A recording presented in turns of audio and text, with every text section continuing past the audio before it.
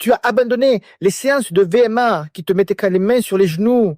Tu t'es mis au seuil en course à pied, mais tu as toujours les jambes lourdes, le cardio qui explose et cette impression de ne pas récupérer. Mauvaise nouvelle, tu n'as peut-être pas changé de méthode. Tu as simplement donné un nouveau nom à la même erreur. Et à la fin de cette vidéo, je vais te donner une règle extrêmement simple pour vérifier si tu travailles réellement au seuil ou si tu fais seulement du fractionné un peu moins rapide. Je suis Jean-Marc, préparateur mental et mentor des sportives et sportifs motivés. Je les aide à progresser et améliorer leur performance sans se blesser grâce à de meilleurs entraînements, une meilleure nutrition sportive et un matos bien choisi. Aujourd'hui, nous allons parler du seuil en course à pied parce que cette méthode d'entraînement est de plus en plus populaire et c'est plutôt une bonne nouvelle. Le problème, c'est que beaucoup de coureurs reproduisent avec le seuil exactement les mêmes erreurs qu'ils faisaient auparavant avec la VMA. Ils courent trop vite, multiplient les répétitions, négligeant la récupération et finissent par transformer une séance contrôlée en concours de souffrance. Dis-moi en commentaire si tu réalises déjà des séances au seuil et comment tu détermines ton allure. Et si tu veux progresser sans devoir t'entraîner comme un professionnel, pense à t'abonner. Pendant longtemps, le schéma classique de nombreux coureurs était relativement simple. Des footings très lents d'un côté et des séances très rapides de l'autre, avec des 30-30, des 200 mètres ou des 400 mètres réalisés à partir d'un pourcentage de VMA. Puis, le travail au seuil est revenu sur le devant de la scène, notamment avec la popularité des méthodes norvégiennes. Des coureurs ont alors découvert qu'ils pouvaient progresser sans terminer chaque séance avec la sensation d'avoir été poursuivis par un sanglier particulièrement susceptible. Sur le principe, c'est excellent. Une séance au seuil en course à pied doit permettre d'accumuler du temps à une intensité soutenue, mais encore contrôlée. Elle développe notamment la capacité à maintenir une allure élevée, améliore la vitesse associée au seuil physiologique et permet généralement d'effectuer davantage de travail qu'une séance menée à une intensité maximale. Mais voici le premier piège. Certains coureurs ont conservé leur ancienne mentalité. Ils pensent toujours qu'une répétition réussie est une répétition courue le plus vite possible. Ils démarrent un bloc de 6 minutes à l'allure prévue, se sentent bien pendant les 2 premières minutes, puis accélèrent. La deuxième répétition est encore plus rapide. À la troisième, la respiration commence à s'emballer. À la quatrième, ils se battent pour tenir l'allure et ils terminent la cinquième avec les jambes en feu. Ensuite, ils regardent leur montre et sont très contents parce que la moyenne est meilleure que prévu. Pourtant, physiologiquement, la séance n'est plus celle qui était programmée, elle a progressivement basculé vers une intensité supérieure. Courir légèrement moins vite que sur une séance VMA ne signifie pas automatiquement que tu travailles correctement au seuil. Le seuil n'est pas une allure magique gravée dans le marbre. Ta montre peut t'annoncer une allure seuil à 4 minutes 45 au kilomètre avec 3 chiffres après la virgule et un joli graphique en couleur. Mais cela reste une estimation. Cette allure dépend du test utilisé, de ton niveau actuel, de ta fatigue, de la température, du terrain et même de l'objectif physiologique recherché.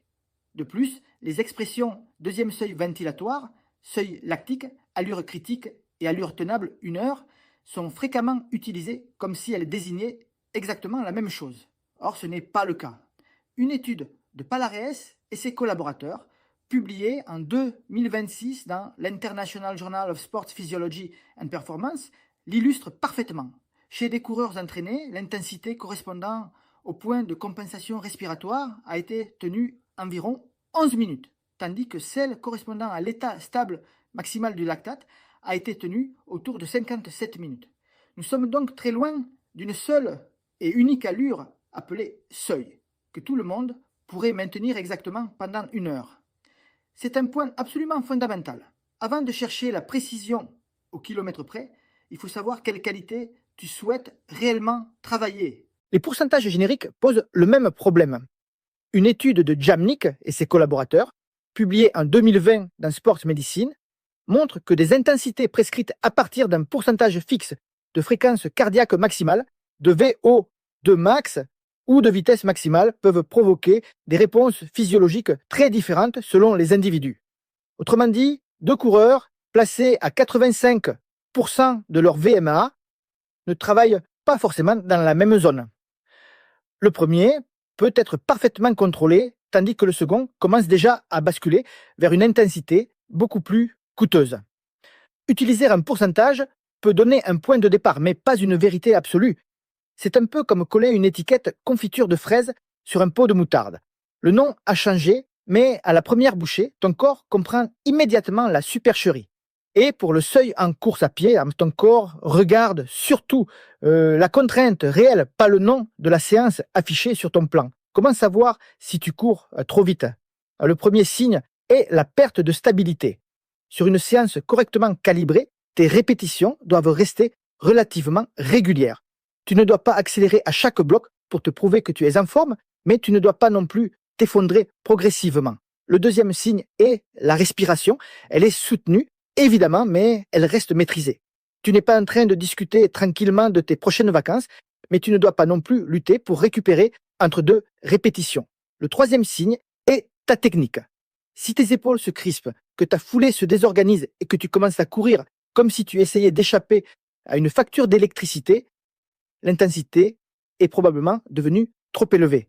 Le quatrième signe apparaît après la séance. Une séance de seuil peut provoquer de la fatigue, mais elle ne doit pas ruiner les entraînements suivants. Si tu as systématiquement les jambes lourdes pendant 2 jours, si ton footing facile devient pénible ou si tu dois supprimer la séance suivante, ce n'est probablement pas une preuve que ton entraînement est extrêmement efficace. C'est peut-être simplement le signe que tu es allé trop vite ou que le volume était excessif. La progression ne dépend pas de la quantité de souffrance collectionnée, elle dépend de ta capacité à produire un stimulus adapté, à récupérer, puis à répéter ce travail régulièrement. Attention toutefois à ne pas tomber dans l'erreur inverse. Dire que tu as couru trop vite ne signifie pas que le seuil en course à pied est dangereux ou inutile. Le travail au seuil est extrêmement efficace lorsqu'il est correctement intégré. Mais ces adaptations ne sont pas exclusives. L'endurance facile, le travail intense et le renforcement peuvent également améliorer différentes composantes de ta performance. Une grande revue de Mollman, Almquist et Scatebo, publiée en 2025 dans Sport Medicine, montre que l'entraînement continu, l'entraînement par intervalle à haute intensité et le sprint peuvent tous augmenter le contenu mitochondrial et la capillarisation musculaire. Le seuil n'est donc pas un bouton secret qui activerait des adaptations impossibles à obtenir autrement. Le deuxième grand piège consiste à regarder uniquement la séance et à oublier le programme complet. Tu peux réaliser une excellente séance au seuil le mardi et quand même mal t'entraîner si tu ajoutes une deuxième séance difficile le jeudi, une compétition improvisée avec les copains le samedi et une sortie longue progressive le dimanche. Chaque séance peut sembler raisonnable lorsqu'elle est regardée séparément, mais l'ensemble devient très coûteux. C'est extrêmement cruel car le coureur a l'impression de tout faire correctement. Il respecte son plan, il est motivé, il ne rate rien, mais sa fatigue augmente plus vite que sa forme. C'est notamment le danger lorsqu'on essaie de copier directement les meilleurs coureurs norvégiens. On retient leurs séances au seuil, parfois même leur double seuil, mais on oublie leur énorme expérience, leur volume d'endurance facile, leur récupération et le contrôle régulier du lactate. Copier seulement leurs séances spectaculaires, c'est comme récupérer le volant d'une Formule 1 et penser que tu possèdes maintenant toute la voiture. Pour un amateur qui travaille, qui a une famille et qui ne récupère pas entre 2 séances avec une sieste, un massage et un cuisinier personnel, l'organisation doit être adaptée. Je vais maintenant t'expliquer mon arme fatale pour contrôler ton seuil en course à pied sans laboratoire. Tu vas croiser 3 repères, l'allure, la fréquence cardiaque et le ressenti. L'allure représente ce que tu produis. La fréquence cardiaque t'informe sur la réponse de ton organisme. Le ressenti te permet d'évaluer le coût réel de l'effort. Aucun de ces indicateurs n'est parfait lorsqu'il est utilisé seul. L'allure peut être perturbée par le vent, la chaleur ou le dénivelé. La fréquence cardiaque peut dériver et varier selon la fatigue, l'hydratation ou la température. Le ressenti demande un peu d'expérience. Mais lorsque les 3 racontent la même histoire, ton calibrage devient beaucoup plus fiable. Dans la méthode de S, je distingue notamment une zone de seuil bas et une zone de seuil haut. Au seuil bas, tu recherches généralement un ressenti autour de 5 à 6 sur 10. L'effort est actif, mais tu gardes une vraie maîtrise. Au seuil haut, tu te rapproches plutôt de 6 à 7 sur 10. La séance devient exigeante, mais tu n'es toujours pas dans un effort maximal. Cette distinction évite de placer toutes les séances dans une seule grande zone appelée seuil et de les courir systématiquement à la limite supérieure. Imaginons une séance de 5 fois 6 minutes. Pendant la première répétition, tu dois presque avoir l'impression de te retenir. La deuxième confirme que l'allure est correcte. Sur la troisième et la quatrième, l'effort augmente progressivement, mais la vitesse et la technique restent stables. La cinquième est soutenue sans devenir une course contre la montre.